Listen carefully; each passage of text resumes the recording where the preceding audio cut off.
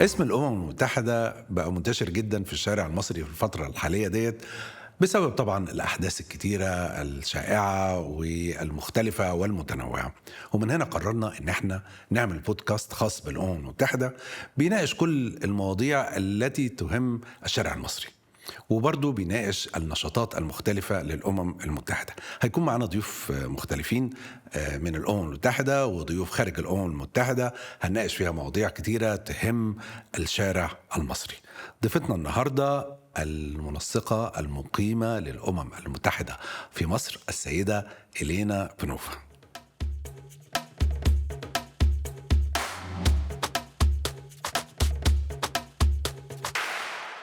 السيدة إلينا بانوفا المنسقة المقيمة في الأمم المتحدة في مصر، أهلا بحضرتك. سنة 2023 نقدر نقول إنها سنة مليئة بالأحداث، سواء الأحداث العالمية أو الأحداث المحلية. ممكن تقول لنا أهم إنجازات الأمم المتحدة في مصر؟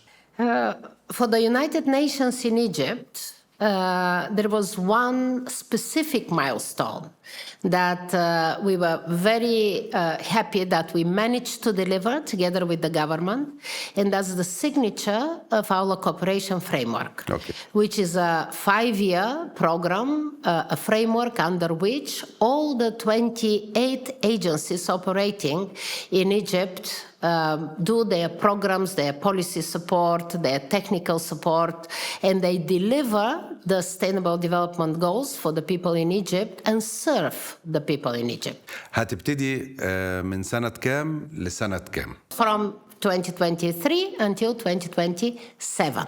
2023 was also very eventful when it comes to crisis, regretfully, because we had the Sudan crisis we witnessed, and then, we witnessed, of course, the Gaza crisis. And last year, we were very successful, together with a number of civil society organizations, to convene the Youth Conference on Climate. And these are conferences that have been done across Egypt, and young people in Marsa Matruh, in Cairo, in Alexandria, in Fayoum, in Minya, they get together, they discussed, and their ideas... Are these the Youth Climate Change Committee? Youth Climate Change Committee was the committee that collected these ideas of these young people across Egypt. I myself, I had, this opportunity to visit COP28 and to have a discussion with our Egyptian Youth Climate Committee. And لجنة الشباب المعنية بتغير المناخ. That's the name. Yes, indeed. So I had an opportunity to talk to them, and you cannot imagine how excited these young people were, because for the first time, and I'm here I need to mention, the team of Ministry of Foreign Affairs, of negotiators who were participating in the negotiations of COP28, they gave opportunity to these young people to be in the negotiation rooms and to be able to voice the recommendations, the comments of the young people across Egypt. خليني أسألك هنا سؤال، هل هم حقيقي هيعملوا تغيير ولا هتبقى لجنة عادية خالص؟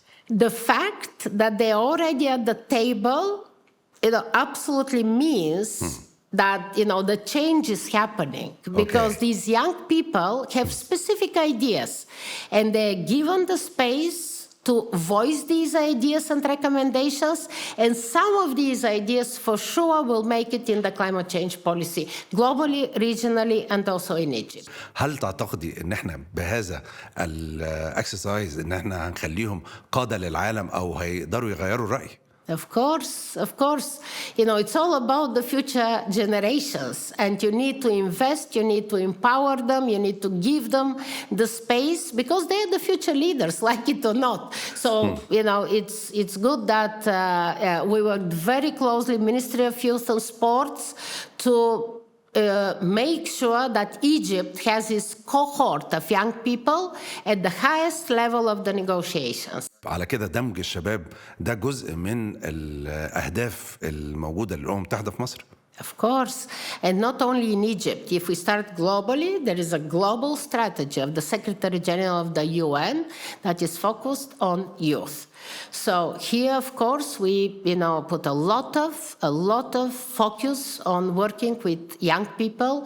For example, in Egypt, we've established also a committee. We call it advisory committee to the heads of the UN agencies, so that when these UN agencies I mentioned 25, when they do their work, there is an advisory committee that meets regularly with them and advises, makes sure that the issues, the concerns, the challenges of young people are part of our programs on the ground. ومن هنا انا بحرص او بقول للشباب حاولوا ان انتوا تتابعوا اخبار الامم المتحده في مصر عشان تقدروا تعرفوا النشاطات المختلفه اللي هي موجوده ليها وتقدروا تدعموهم وتقدروا تشاركوا مشاركه ايجابيه في الانشطه المختلفه بالنسبه لنا.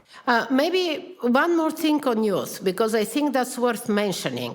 And this is the initiative that we launched, and I will mention it because it's an important initiative where we want to bring the young people not only with the UN, not only so that their ideas are heard by the governments, but also that their ideas are picked up by the private sector. So we've established, we call it Shabab Balat, and that's the first public-private youth platform. We have a number of ambassadors, we call them, young, leading Egyptian people, Shabab Balat. Balat. And I would advise also, the young people of Egypt follow the UN website, follow, the website of Shabab Balat. You will be able to find a lot of initiatives, a lot of resources also for your personal, professional development. And this linkage between, the public, the private sector is also there. اتفاقية التعاون بين الحكومة المصرية والأمم المتحدة في مصر أخذت حيز كبير قوي من اهتمام وسائل الإعلام المحلية ويمكن حضرتك تحبي تشرحي لنا أهم بنود الاتفاقية ديت. And the cooperation framework is the foundational document for us and for the government with regard to the work of the UN here in Egypt. So it's a document which we signed last year.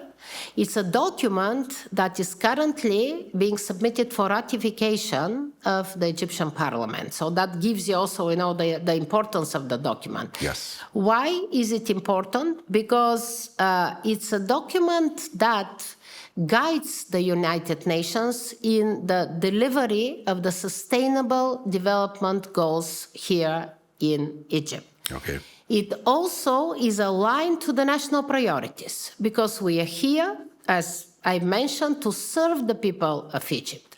We are here to follow the national priorities within a global framework. And the global framework that guides all the work of, the UN, these are the Sustainable Development Goals and the Agenda 2030. But the cooperation framework makes sure that whatever we do it aligned with the national vision, and Egypt has its own national vision. This is the Vision 2030 of Egypt. It aligns all our work with the national priorities of Egypt. طيب هو حضرتك قلت كلام كبير قوي على الاتفاقية المشتركة التعاون بين الحكومة المصرية والأمم المتحدة بس المستمعين عايزين يعرفوا طب دي هتعود عليهم بإيه؟ ايه الفايدة اللي هتخش لهم من الاتفاقية ديت؟ I can give, of course, many examples. I'm sure, the audience or the people, they have seen the work of the UN at local level. But let's, for example, take health, right? Yeah. If we take health, one major task of the government, and that's why we're supporting the government to deliver on this task, is the universal health coverage. Of course. Because it's not yet there.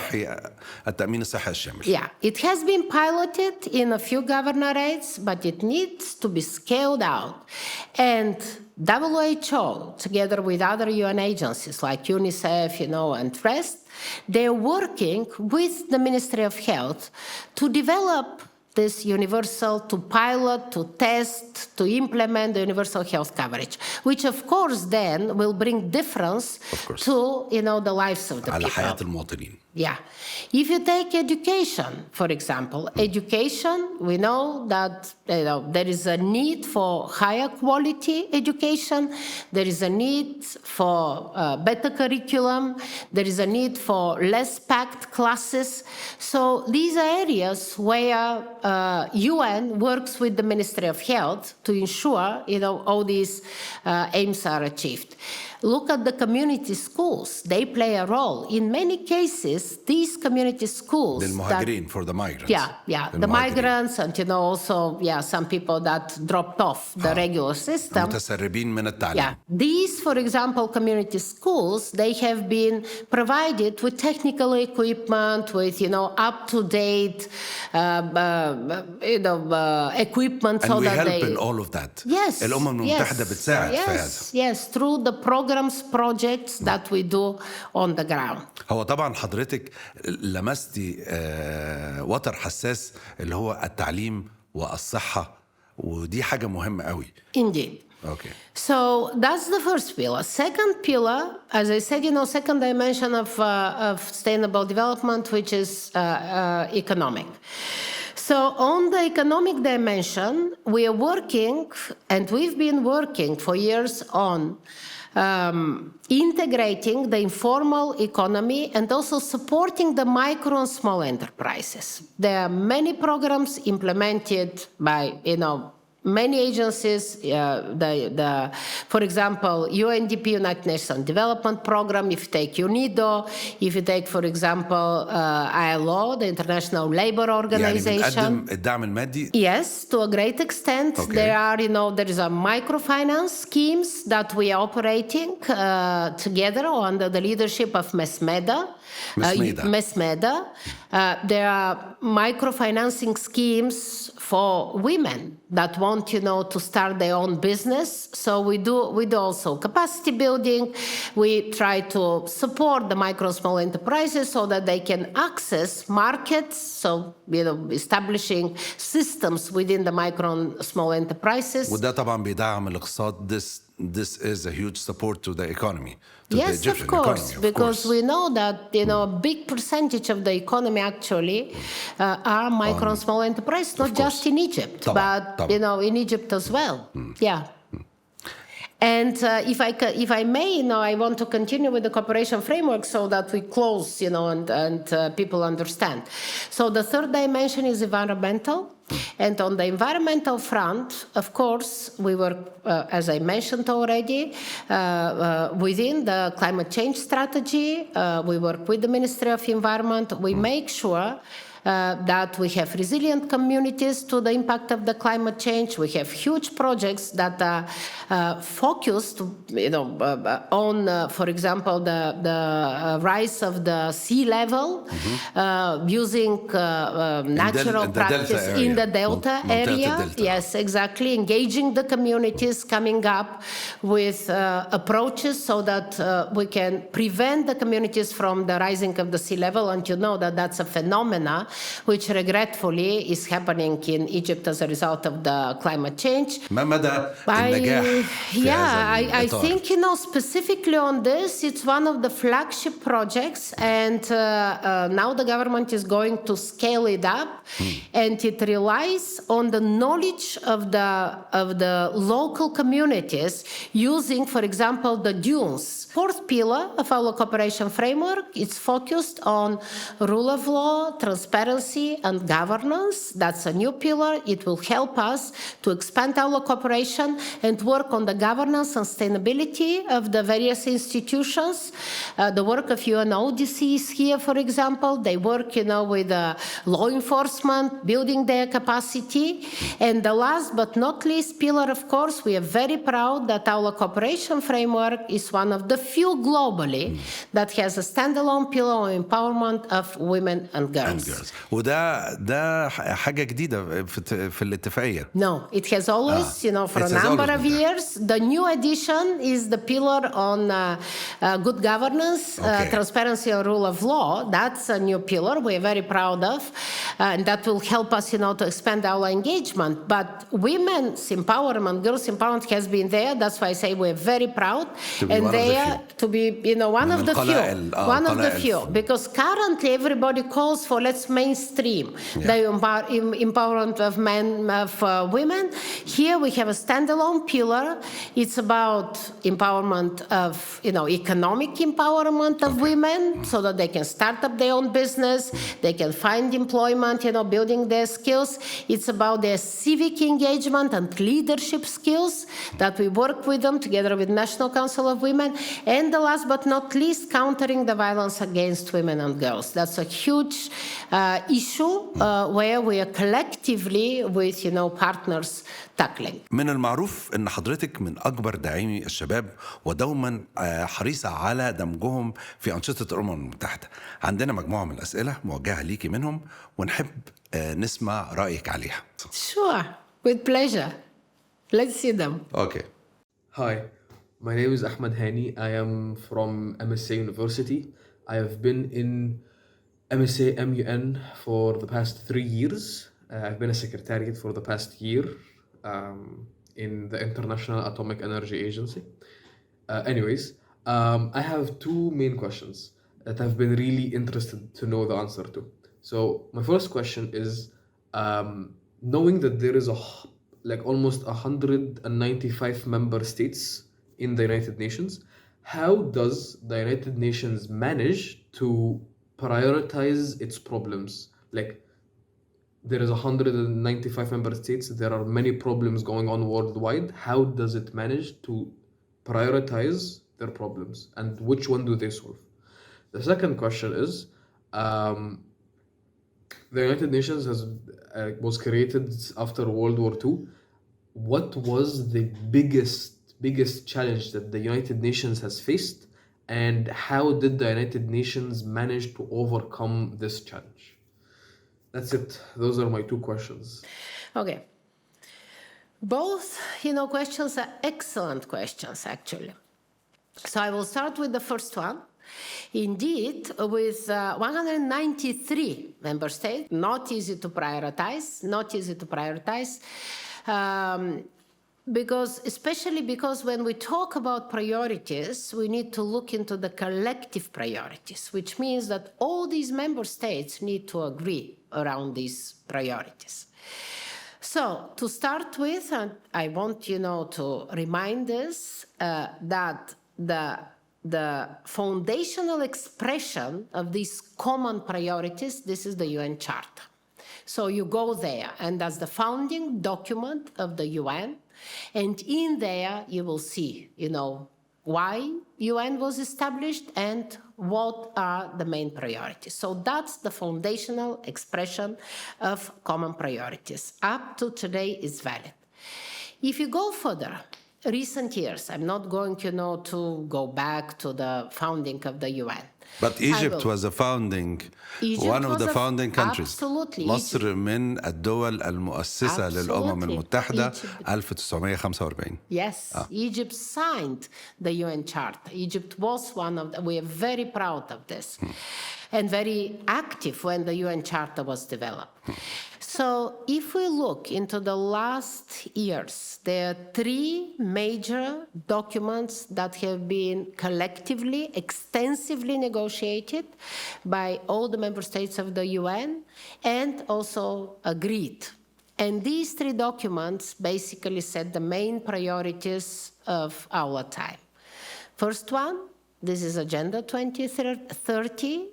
With its 15 Sustainable Development Goals that sets the sustainable development framework for the world, if the world wants to be sustainable, resilient, and prosperous. Okay. Number 2 document that sets the priorities, this is, of course, the Paris Agreement on Climate Action. Agreement that was signed in Paris, again, by all the 193 members, that basically put climate change as one of the priorities for the member states. So next to those two agreements that set the major priorities for the humanity as a whole, the 17 SDGs and the climate agenda, the Paris Agreement, they are more on what we need to do if we want, to have a sustainable, prosperous world. There is another document which is on how, and this is the Addis Ababa Action Agenda on Financing for Development, which basically talks, that our priorities need to be funded by finance if we are aiming to a sustainable world. So these are the main priorities. Second question was with regard to if I remember, the biggest challenges, right? That was the question that the UN faced, and how did we manage to overcome it? Of course, you should not expect me to, and also it's not up to me to do a hierarchy of these challenges. I just want to focus again on the times we live in. And also I want to focus on Egypt. Look at the two crises that hit the country. Last year, two of them, and a third one that is continuing, which is, the war in Ukraine that continues to have an impact on the economy of Egypt. In addition to this, the crisis in Sudan, the conflict in Sudan, and of course, the crisis in the situation in Gaza. So we are witnessing these significant conflicts that have an impact on Egypt, that require, that do not depend, on Egypt solving these issues, but Egypt is feeling the impact of those two crises. So from the side of the United Nations, we are, to a great extent, equipped to address those crises. If you go back, to the UN Charter, you will see the main areas where UN is expected to act. The first one is on peace and security side, and here we have a UN Security Council that is supposed to guide, الأمم. how the global community will react. We have also the Secretary General, envoys, and also special representatives that are focused on mediating these crises. That's with regard, to the peace and security side. Also on the development and humanitarian side, this is where UN is also supposed to address the crisis. You have the UN development system. You have all these UN agencies that work on the ground, that provide humanitarian response, that give cash assistance, that give water, that give food, that are currently delivering also, together with the Egyptian Red Crescent, for the people of Gaza. And on the development side, we have all these projects I was talking about that work with the people so that, they continue to be able to develop. And lastly, last area where UN is equipped to react, this is the human rights and international justice. And here I want to mention the work of the two courts.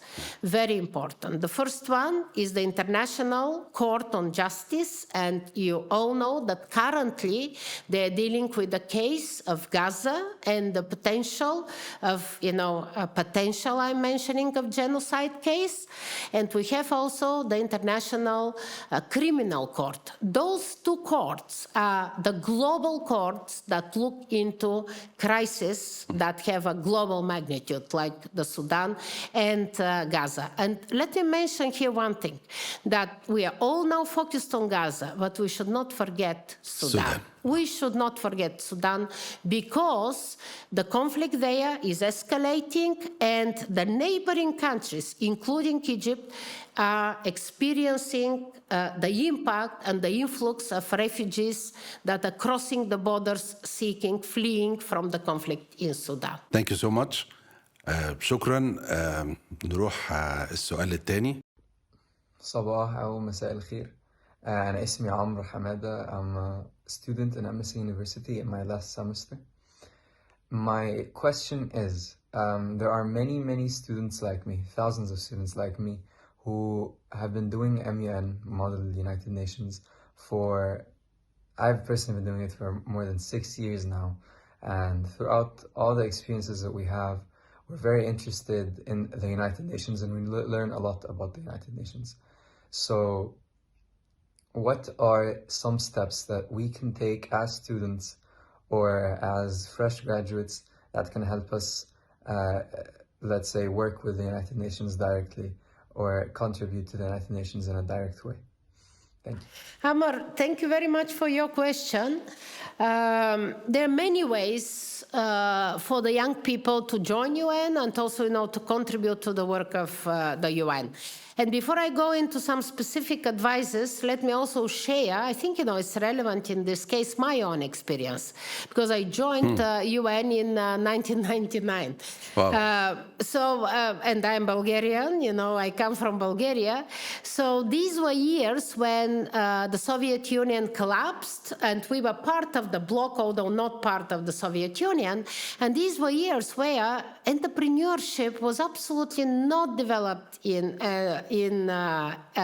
Bulgaria. Micro, small enterprises, none of this, existed. So I started working for an NGO. Then, I became the executive director of that NGO, providing support, business support services to micro and small enterprises. That's why it's very dear to my business development, is very dear to my heart. And, a small NGO, we were doing projects. So we were able to also partner with UNDP in Bulgaria. At that time, UN was working in Bulgaria.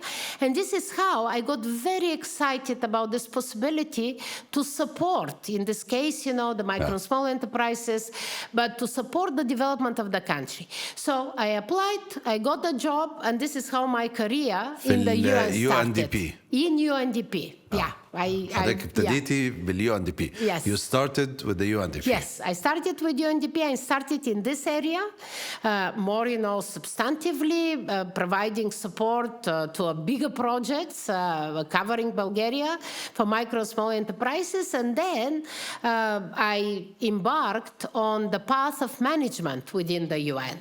And this is where I am now, after these years. But going back to the young people, my first advice to you will be, please get acquainted with the United Nations. Study it. Study the global, how UN is, structured, what are the organs of the UN, study the various UN agencies. You need to understand the UN. You need to understand, the main aims of the UN and see whether that's something that, وده سهل ان احنا نشوفه على الويب سايتس بتاعت الأمم المتحدة. Absolutely. It's accessible. There's a lot of information. So before even you embark, you need to see whether, that's what you want to do. Number one. Number two, find your passion. Because UN is working in all many areas. Whether, your passion is to work on climate, on humanitarian, on development, but find, where you want to work. Because as I said, we cover the entire spectrum of sustainable development. And then, very important, visit the UN Careers portal. There is a portal which is called UN Careers, and this is where all the job announcements are being placed. في كل العالم. Yes, absolutely. For example, if there is an opening here in one of the UN agencies in مصر. Egypt, it will appear on the UN portal for the UN careers. يعني اللي يحب يقدم في أي دولة من دول العالم برضو يقدر يقدم من هناك. Absolutely. There is, of course, differentiation. Some jobs are for nationals, for local people طبعا. of the respective, countries. Some are international. But you would be able to, look where your qualifications are, education, and where your profile fits. So it's very open, it's accessible, and then there are some special programs that can also But help can I you ask you enter. here, هل الاختيارات بيفضلوا جنسية معينة من مناطق معينة أو إيه بالضبط؟ Absolutely not, and this I can guarantee, because UN has a very robust human resources policies. These policies are global, and they are, the same in Egypt, the same in, Latin America, the same in Africa. So there is a global human resources policy for recruitment of staff.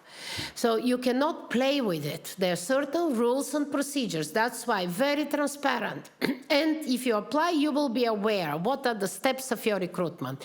Usually, first, you apply, you are selected based on your qualifications, where you are eligible.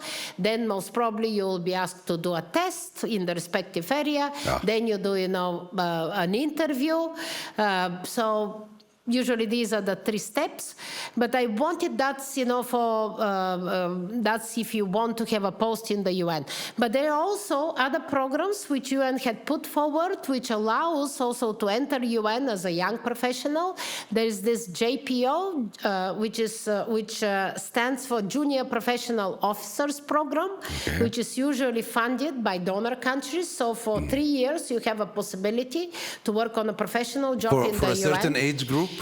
Yes. For certain age group, you need to be younger than 32 years. And there is also a program which is called Young Professional Program. But again, for these programs, they are on the website. So you need to get acquainted on how you can, join them. And last but not least, something that I would absolutely recommend, because we work in this country and other countries a lot with UN volunteers. The UN volunteers, they could be local staff, so Egyptians can become volunteers in the UN agencies operating in Egypt. It could be online volunteering as well. Do they get paid, the volunteers? هل They're بيتقاضوا not getting قدر؟ a salary, but they're getting a certain, allowance, which is not called a salary, but a certain allowance that مصروف helps them, يساعدهم في cover التنقلات costs. Okay. Which, of course, you being a volunteer, you cannot expect that you will be, highly paid, but بس في فلوس. There are certain amount of of course, money involved. you get an allowance that will help you cover, some basic costs. And you can also do international volunteer. You could become an international volunteer. So I will absolutely recommend this, because UN Volunteers is a program that we promote as a potential, program for you to enter the UN. So زي السيدة بانوفا ما قالت إن في إمكانية كبيرة لأي حد إن هو يقدم، وخاصة الشباب. عندنا برامج كتيرة ممكن تقدموا فيها. ادرسوا، خشوا على الويب سايت، ادرسوا UN، شوفوا الاهتمام بتاعكم رايح فين وقدموا فيه. وعندنا تجربة قوية السيدة بانوفا إن هي ابتدت بهذا الشكل. And maybe if you allow me last advice to the young people, because nowadays young people, they want everything now, right? وسهل and easy. Yes, and easy if possible, with a lot of money. But please, my plea to you, be, patient, be very persistent in following your, goal or your plan. Talk to people with UN experience as well. And also search for different alternatives. Yes. Right? طبعا. Search for different alternatives and I can guarantee you, if you have really a passion to serve the humanity and the people, you will succeed. في يوم من Absolutely. الأيام يقدروا يبقى Absolutely. إلينا بانوفا هم كمان. Absolutely. سيدة بانوفا، أنا أحب أشكر حضرتك على تشريفنا النهاردة، وبرضو أحب أقول لكم لو في أي أسئلة تحبوا تسألوها للسيدة بانوفا أو تسألوها لينا، تابعونا على قناة اليوتيوب بتاعتنا، ابعتوا الأسئلة وإحنا هنرد عليكم. السيدة بانوفا، شكرا لحضورك النهاردة، نورتينا وشرفتينا. Thank you so much. Very good. Thank you. Yeah.